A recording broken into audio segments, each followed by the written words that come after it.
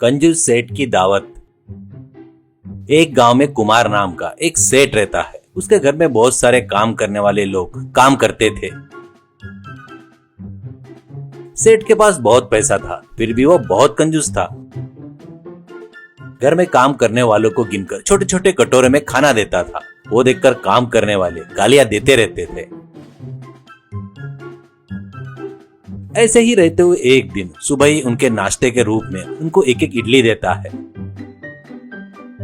वो देखकर एक काम वाला, अरे बाबूजी, आप ऐसे एक रोज इडली देकर एक छोटा सा चम्मच उपमा देते हो, हम लोग कुछ नहीं कर पा रहे बाबूजी, अब तो भी हमको समझो बाबूजी, थोड़ा सा खाना दो बाबूजी, नहीं तो हमको थोड़ा बाहर तो भी जाने दो, पैसे देकर हम खुद खा लेंगे, ऐसे कहता है। तो सेठ, अरे तुमको पता नहीं रे, ये सब मैं तुम्हारे सेहत के लिए कर रहा हूँ, जैसे बोले वैसे खाए तो अपना पेट क्या हो जाएगा, खराब हो जाता है रे, मैं तुमको बढ़िया कैलोरीज के हिसाब से देता हूँ ना। तुम लोग सुबह उठे तब से दोपहर तक कम से कम 25-30 कैलोरीज बर्न करते हो। बर्निंग यानी पता है क्या, काम करते हो ना, पसीना बहाते हो ना, वैसी है। उसके लिए एक इडली देता हूँ। एक इडली में कितना मिलता है इंसान को पता है क्या? 25 कैलोरीज मिलती है। अरे और 25 कैलोरीज एक्स्ट्रा है रे, मैं 25 कैलोरीज एक्स्ट्रा दे रहा हूँ, तुम लोग मुझे गलत मत समझो, मैं तुम्हारे सेहत के लिए ही कर रहा हूँ। ऐसा कहने से, कुछ नहीं कर पाने से इडली खाकर फटाफट वहाँ से चले गए। ऐसे ही रहते हुए एक दिन सेठ के पास उसका मुनीम चंदू आकर सामने हिसाब किताब दिखाता है। वो सब देखकर सेठ जी, क्या रे चंदू, इतने जन काम करने वाले मिलकर महीने में 50,000 का खा लिए क्या? अरे बाप रे, 50,000 का खा लिए क्या ये लोग, ऐसे कहता है चंदू। अरे बाबूजी, आप 50,000 कह रहे हो, साधारण ये खाना बाहर तो कम से कम 30,000 का होता है, ये आप नहीं देख रहे हो क्या, ऐसा कहता है सेठ। अरे चुप कर रे, क्या जब से मन में आया वैसा हिसाब बता रहा है, क्या समझ रहा है? 50,000 बोले तो ऐसे ही आ जाते हैं क्या? क्या समझ रहा है? वही मेरे पिताजी होते तो क्या करते पता है क्या? मुर्गी को एक लकड़ी से लटका कर बांध कर उसे ही चिकन बिरयानी मटन बिरयानी समझ कर खाओ करके बोलते थे। कितने पैसे बचाते थे पता है क्या? वैसे मुर्गी लटका लटका कर ये पूरा बंगला बनाया है, कहकर गुस्से से वहाँ से चला गया।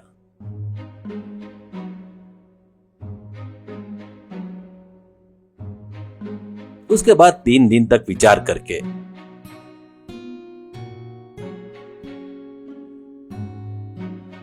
अपने सभी काम वालों को बुलाकर उनसे सेठ, अरे देखो, तुम्हारे लिए मैं एक जबरदस्त खाने का कार्यक्रम करने वाला हूँ। वो कैसे रहेगा बोले तो तुम लोग सोच भी नहीं सकते। गाढ़ी दाल, आम दाल, टमाटर दाल, बड़े बड़े चाकोली पापड़, बैगन फ्राई, बैगन कुरमा, बैगन तरी, ऐसे कितने प्रकार के हैं उतने ही सब्जियां, 3 तरह के तरी फ्राई 3 तरह से बनाकर असल में तुम लोगों को खाते बोले तो थाली बस नहीं होगी, ना ही तुम लोगों ने कभी देखा होगा, ऐसे होगा, उस तरह से देने का सोच रहा हूँ, करके कहता है। ये सुनकर सभी काम वाले बहुत खुश होते हैं। उसके बाद में एक काम वाला, अरे सेठ जी, आप बता रहे हैं तो मेरे मुंह में पानी आ रहा है जी, कब दे रहे हो वो खाना, ऐसे कहता है। तो सेठ, क्या दूंगा, क्या तुम्हारी माँ जी साधारण महीना भर उपवास दीक्षा लेती है ना, दिन भर उपवास रहती है, शाम को एक केला खाकर अच्छे से सोती है, ऐसे तुम लोग भी महीना भर ऐसे करने के बाद, महीना होने के बाद तुम सबको सामूहिक खाने का कार्यक्रम करूंगा, करके कहता है। उसमें से एकदम सभी लोग शॉक हो जाते हैं। अब सेठ से काम वाला, अरे क्या है सेठ, महीना भर सब लोग एक केला खाकर जीना क्या, ये तो अन्याय है जी, घर का पूरा काम करने के बाद केला खाकर कैसे जिएंगे हम लोग, करके कहता है सेठ। अरे देखो रे, तुम लोग सामूहिक कार्यक्रम का खाना खाओ या मत खाओ, मैं तो सिर्फ तुम्हें केला ही दूंगा। एक केले में 300 कैलोरीज होती है, 400 कैलोरीज हो सकती है, कितने भी कैलोरीज हो सकती है, ऐसा कहता है। एक काम वाला, रहने दो बाबूजी, तुम्हारे कैलोरी का हिसाब वैसे बोले तो केला केला लेकर टुकड़े टुकड़े करके इतने पीसी देंगे, किस जन्म में हम लोग तुम्हारे कर्जदार है, शायद हमारी किस्मत है ये, कहकर काम वाले वहाँ से चले गए। ऐसे सेठ काम वालों को रोज एक केला देकर उनसे बहुत ज्यादा काम करवाता था। वो लोग कुछ नहीं कर पाने से, उनको दूसरी जगह जाने का रास्ता नहीं रहने से उसके पास ही केला खाते हुए, ऊपर से महीने भर बाद आने वाला सामूहिक खाने के बारे में बातें करते हुए, सोचते हुए समय बिता रहे थे। ऐसे महीना बीत जाता है। उसके बाद एक दिन उन सभी के पास आकर सेठ, आहा वाह, तुम लोग ने जबरदस्त काम किया रे लड़को, साधारण नहीं है, असल में तुमको एक स्टेज पर देखूं तो टुकड़े से ही जी लोगे लग रहा है, केले के टुकड़े खाकर, असल में तुमको रोकने वाला ही कोई नहीं है। ठीक है रे, मैंने जबान दिया था वैसा तुम सबको सामूहिक खाने की तैयारी करता हूँ, सभी लोग बढ़िया रेडी हो जाओ, ऐसे कहता है। तो ये सुनकर सभी काम वाले खुश हो जाते हैं। उसके दूसरे दिन ही सभी जन खाने के लिए सेठ के आम के बगीचे में बढ़िया नीचे पत्ते डालकर बैठते हैं। उसके बाद एक बड़ा बर्तन आता है।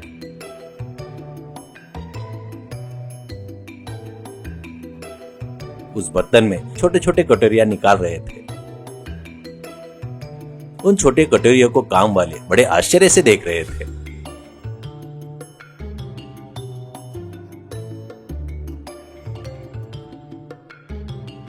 अब बैठे हुए काम वालों को एक छोटा सा चम्मच लेकर थोड़ा थोड़ा परसते हुए जा रहा था। वो देखकर एक काम वाला, अरे बाबूजी, वो दाल टमाटर है क्या? मेरे को बहुत पसंद है जी, और आप वो एक एक चम्मच ही दे रहे हो, ऐसा कहता है। तो सेठ, अरे मैंने कितने तरह के दाल बनाया रे, तुम लोग सभी प्रकार के चम्मच भर के खाए तो पेट ही भर जाएगा। अरे वहाँ तक क्यों रे, नेक्स्ट पापड़ आएगा, देखते रहो, ऐसा कहता है। इतने में पापड़ लाकर उसके छोटे टुकड़े करके एक एक जन को प्लेट में परसते हुए जा रहा था। ये सब काम करने वाले बड़े आश्चर्य से देख रहे थे। ऐसे ही रहते हुए पूरे पत्ते में थोड़ा थोड़ा सा छोटे बच्चे को भी नहीं बसोता ऐसा खाना देते हैं। वो देखकर सेठ की पत्नी, अरे ये तो बहुत अन्याय है जी, खाना है बोलकर महीने भर उनका पेट जलाकर ऐसा नहीं देना, क्या है ये? करके बोलती है। तुरंत सेठ, अरे बाप रे, भूकंप आने वाला लगता है, अरे भूकंप आने वाला है, अरे सभी जन भाग जाओ रे, अरे सभी जन भाग जाओ रे यहाँ से, अरे मर जाएंगे रे, सभी जन भाग जाओ रे, करके जोर से चिल्लाता है।